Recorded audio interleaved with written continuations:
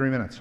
Thank you, Mr. Speaker, and I want to thank Mr. Scalise for his leadership on this issue. I want to thank Ms. Matsui for hers as well, and for the work that we're all doing on the subcommittee to improve the processes and procedures of the FCC, bring about efficiencies and accountability, and look for federal spectrum that might be freed up to help grow jobs and spur innovation in America. This particular piece of law, as we move it forward, H.R. 3310, it gets about trying to reduce some waste, and it really starts with Congress, because this is all stuff that's in statute that we have to change. Believe it or not, the Communications Act still requires the Federal Communications Commission to assess the state of telegraph competition. This isn't just unhelpful, it's a waste of taxpayer funds. The American public expects and deserves an efficient federal government that keeps pace with changes in the market, and this bill helps get us there. Rationalizing the industry reports the FCC issues not only reduces some of the FCC administrative burdens, but also helps make sure the agency, the public, and stakeholders have a realistic picture of the marketplace on which to make their policy judgments. Communications technology sector, it's very competitive, it's very innovative, it's creating jobs, and it's one of the most open sectors of our economy.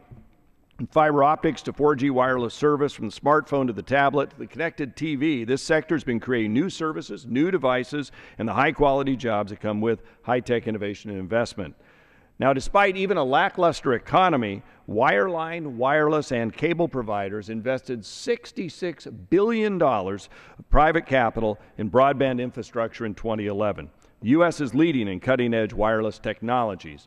Industry convergence has led to a boom in competition. Voice, video, audio, and data providers are competing across different platforms. And the market is simply moving faster than the law.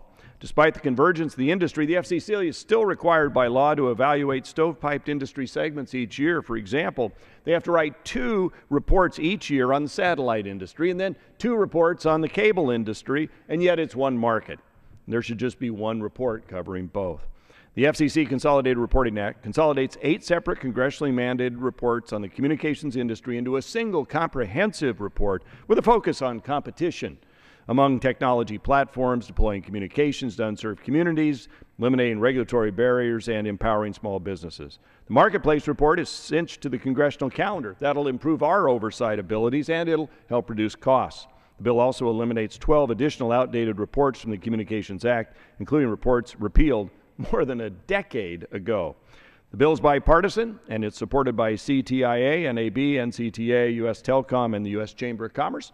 I urge my colleagues to join in this bipartisan piece of work out of your subcommittee on communications and technology and pass it into law. And I yield back the balance of my time. Gentleman from California.